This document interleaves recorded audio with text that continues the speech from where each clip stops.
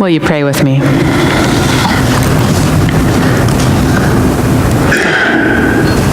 Oh God, we come this week knocking on the doors of these difficult parables.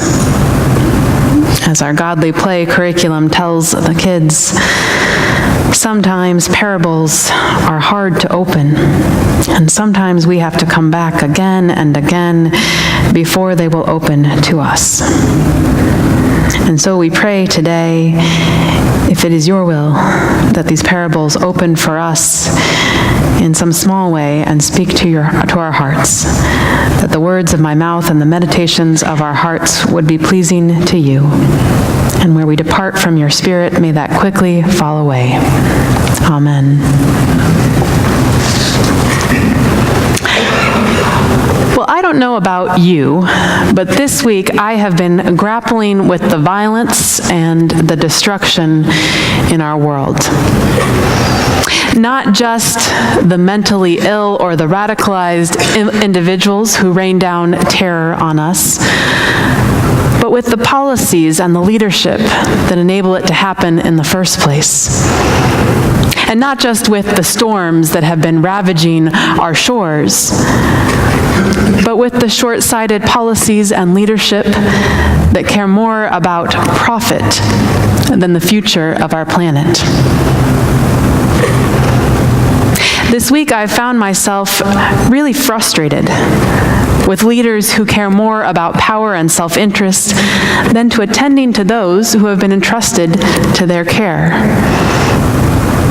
And I'm not just talking about elected officials. I'm talking about leaders in the church, too, Church Universal. This week I sat with a friend of mine, with his supervisor, a leader in another denomination, someone with a lot of power. And this powerful man is potentially going to end my very gifted friend's career and vocation, his ministry and calling. He's going to end it potentially because of his refusal to discriminate against LGBT people in his congregation. And he's doing that despite the fact that this very powerful man actually agrees privately with my friend. There was that rare moment of candor that we only get every so often with powerful people at the end of the conversation that we all had. And this man, who probably didn't mean to speak this out loud, but did, sort of thinking out loud, he called our conversation, in which he had questioned and threatened and attacked the character of my friend, he called it a chess game. And it was really obvious in this conversation that indeed my friend and the support people like myself that he had brought with him were just seen as pawns in this powerful man's chess game of church leadership.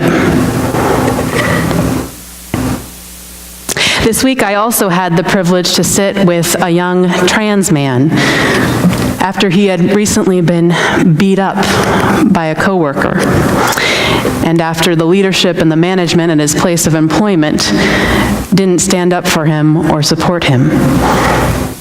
You see, these failures in leadership happen at a micro level too, not just on the big scale. We really have low expectations for our leadership. We don't expect them to do much of anything that's not in their self-interest. I keep looking for someone with a backbone. I keep looking for someone who will put others' interests before their own. Remember that hymn from Philippians we talked about last week? I keep looking for someone who hasn't been bought by big money in politics or big donors in the church. Someone who isn't susceptible to the threats of the power brokers among us.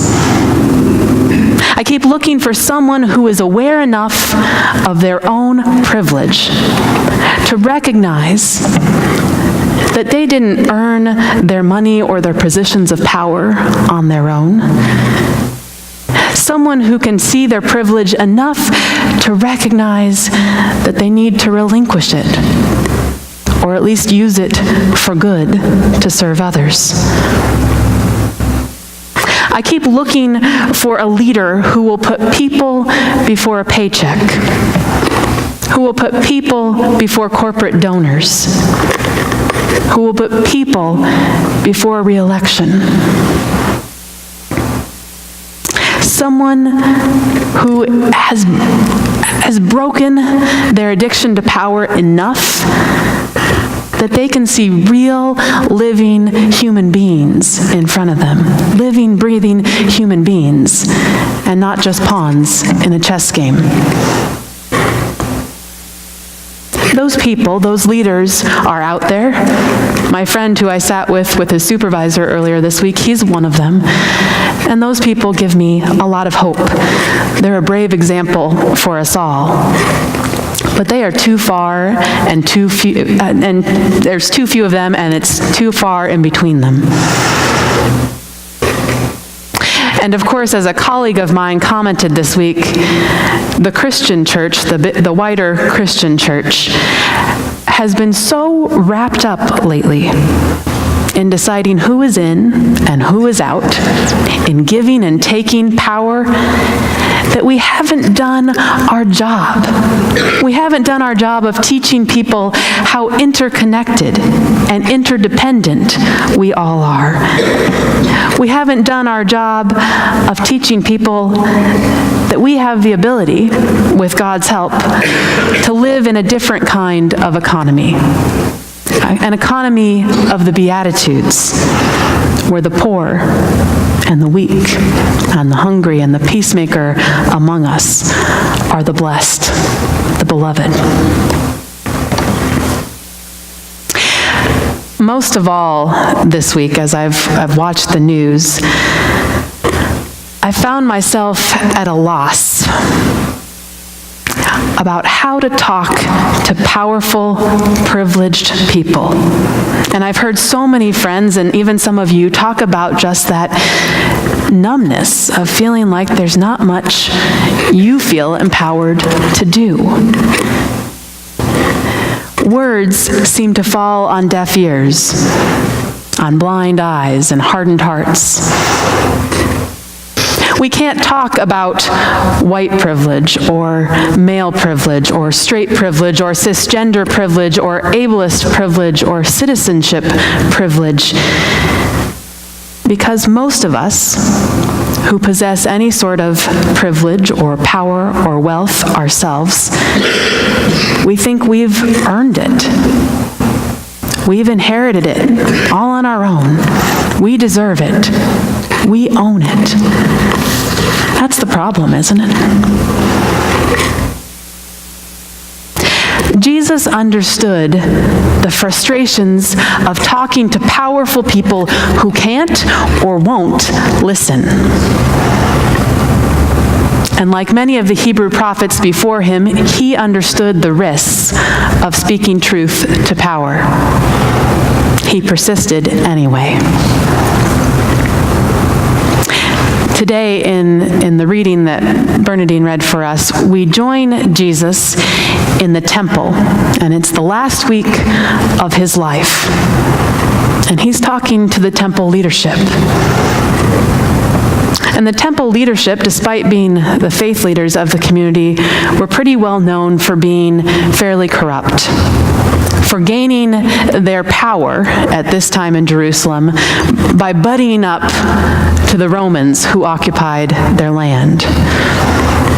And with the force and the wealth of Rome behind them, these wealthy elite of Jerusalem had bought up a lot of the surrounding farmlands around Jerusalem.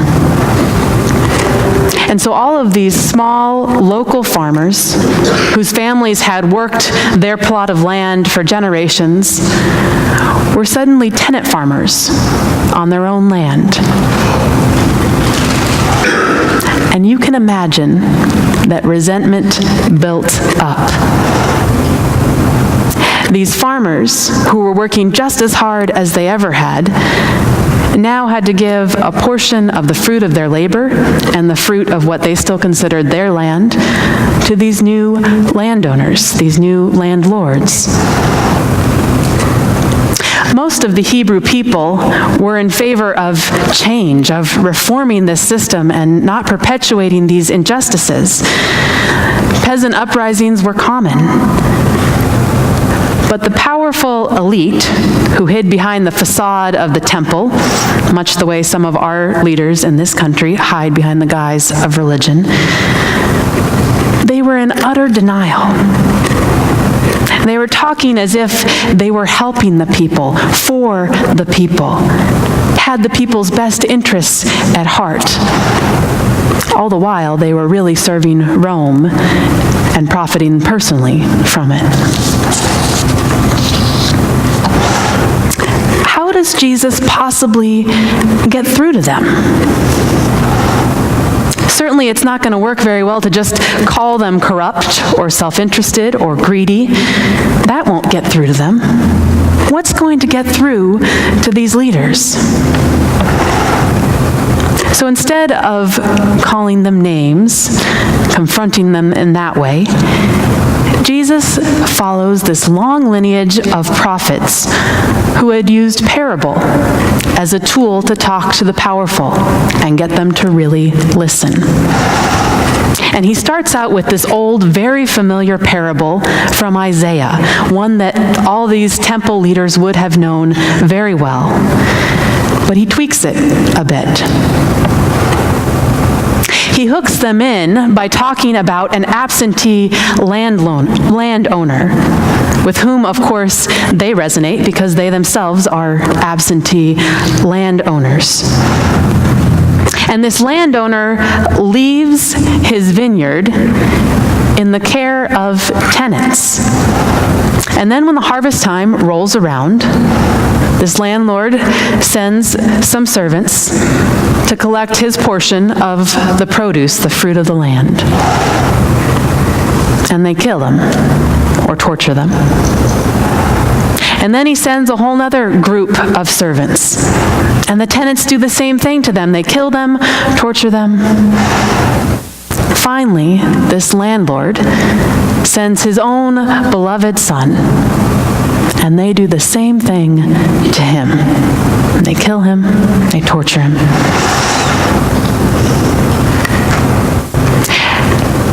Now, no doubt, these absentee landlords that Jesus was talking to, who owned all these farmlands around Jerusalem, no doubt they had experienced the frustration of dealing with resentful, ungrateful tenants who didn't want their leadership, didn't want their power over them.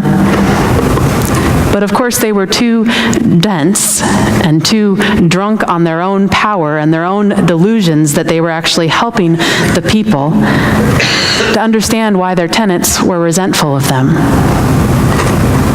So as Jesus is telling this parable, they're sitting there cheering on these absentee landlords, right? And they're more than happy to vilify these wicked, rebellious tenants.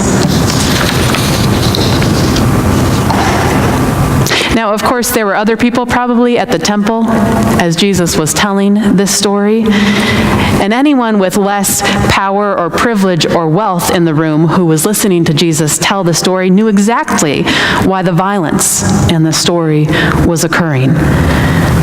Because the tenant farmers still believed that they were the owner of that land and saw these owners siphoning off a portion of their harvest as stealing from them, as oppression. The rich getting wealthy on the backs of the poor.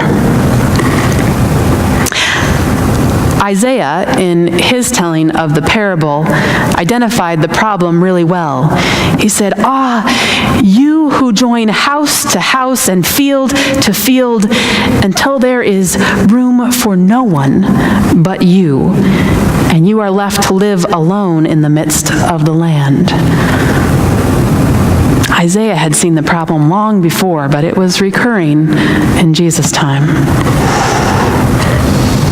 But of course, the temple elite were deaf and blind to the fact that they had become tools of oppression, that they had become tools of their Roman occupiers.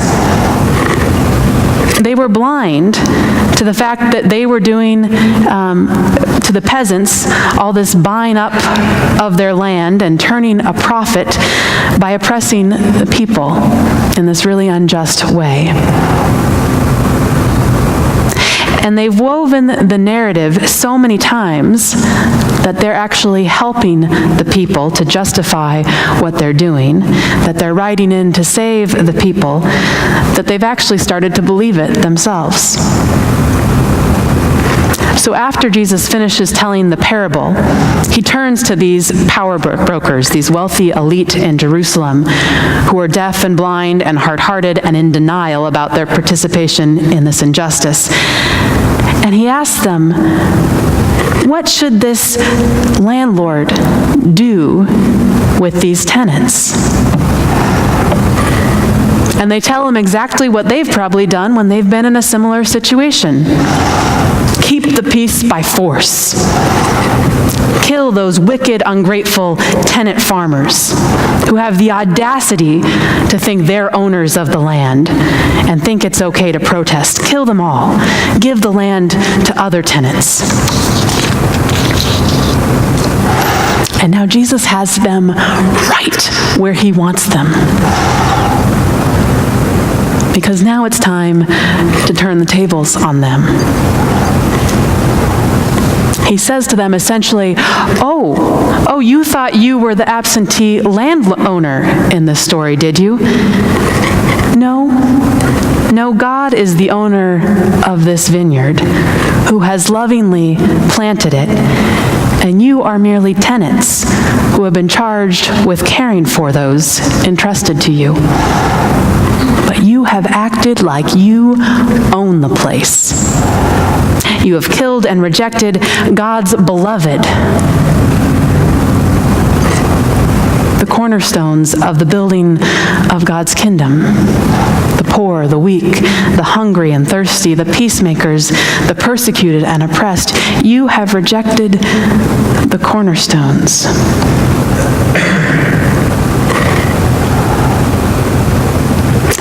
God desires a community where there is room for everyone, where the table of love is expanding and expanding to let more and more people thrive, and not one where the powerful elites accumulate so much wealth and power that there is no longer a place for anyone to thrive.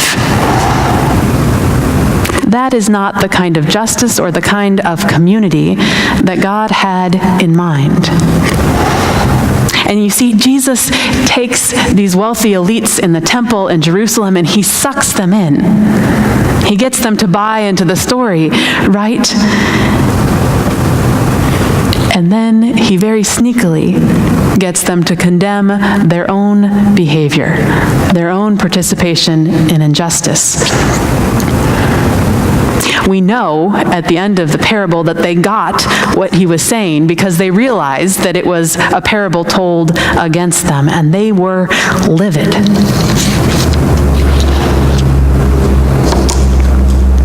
I want to say a few things about what gives me hope about this story.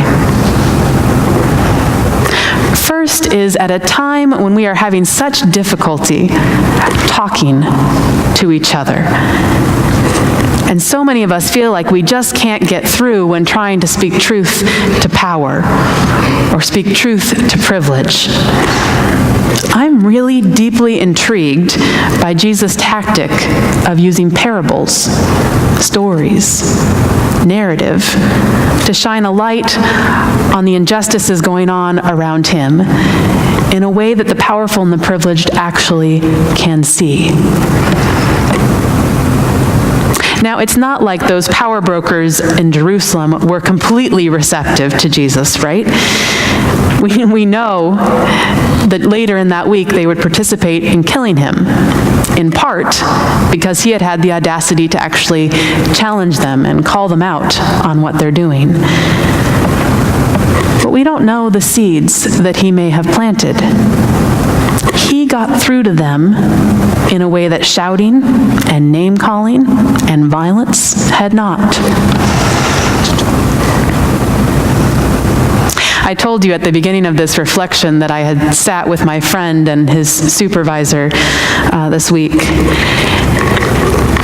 And at the end of that conversation, we all went around and kind of shared what the Spirit was putting on our heart. And my friend said, I have never felt more at peace in my call than risking everything right now to love and to not discriminate against those who I believe are God's beloved.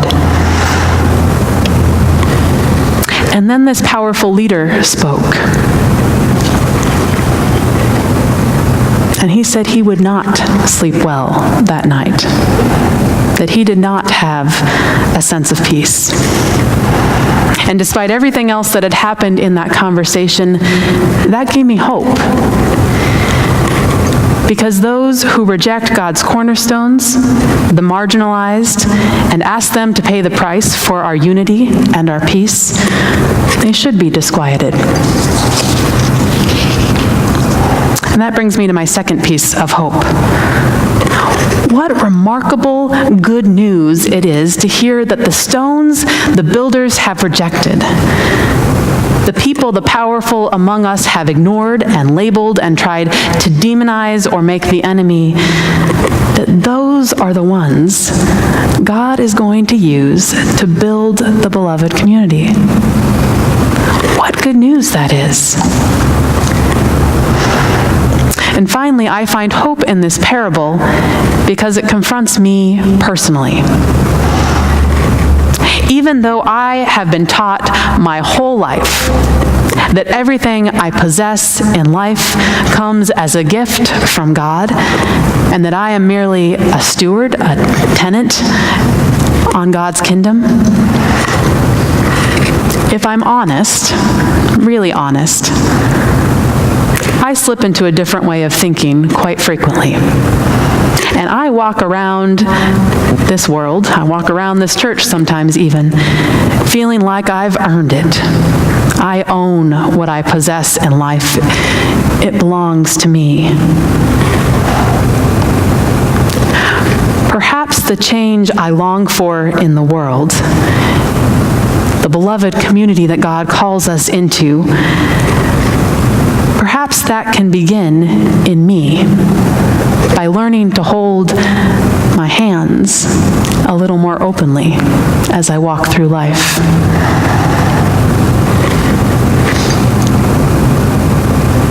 May God be with us as we learn to speak truth to power and as we learn to be better tenants in this kingdom of God's.